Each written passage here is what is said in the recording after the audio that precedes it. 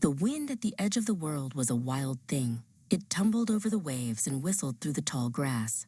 Margot stood at the foot of the old lighthouse, her coat fluttering like a bird's wings. The tower was tall, gray, and very, very still. To the sea, it was a landmark. To Margot, it was a mystery waiting to be opened. "It's just an old pile of rocks, Margot," Silas said, shivering in the breeze. He looked at his watch and then at the path leading back to the warm car. "There's nothing to do here. It's boring." But Margot didn't think so. She looked up at the glass crown of the tower and felt a tiny spark of wonder in her chest. Silas decided to wait by the trail, so Margot went on alone. She pushed against the heavy wooden door. With a slow, deep groan, it swung open. Inside, the air smelled of salt, cold stone, and a long time ago. It was quiet, a different kind of quiet than the one outside. This was a quiet that felt like it was holding its breath. Then came the stairs. They wound around and around like a giant stone snail shell. Margot began to climb. 1 step, 2 steps, 10 steps, 20. Her shoes made soft thud-thud sounds on the stone.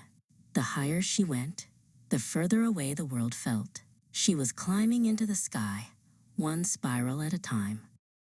At the very top, Margot reached the lantern room.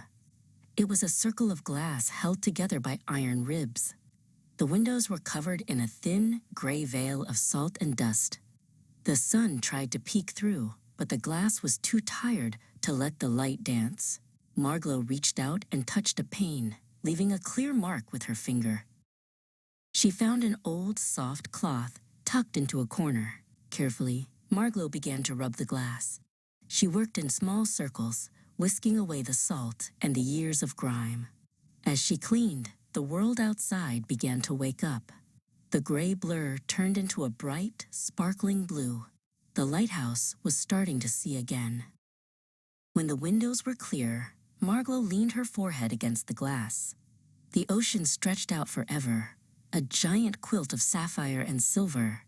She could see the white manes of the waves as they raced toward the shore. From up here, the world was huge, and she felt as small and brave as a seagull. Margot closed her eyes and imagined she was the keeper of the light. In her mind, she saw a ship tossed by a midnight storm, searching for the way home. She imagined herself turning the great lamp, sending a golden beam cutting through the dark. She wasn't just a girl in an old tower. She was a guardian of the sea. She realized then that Silas was wrong. This place wasn't boring at all. It was full of stories of sailors, storms, and safety. The silence wasn't empty. It was full of the memories of everyone who had ever stood here looking for a sign. Quiet places, Margot whispered to herself, have the most important things to say. Margot descended the stairs and stepped back out into the wind. Silas was waiting, tapping his foot. "Finally! Ready to go?" he asked. Margot nodded and looked back one last time.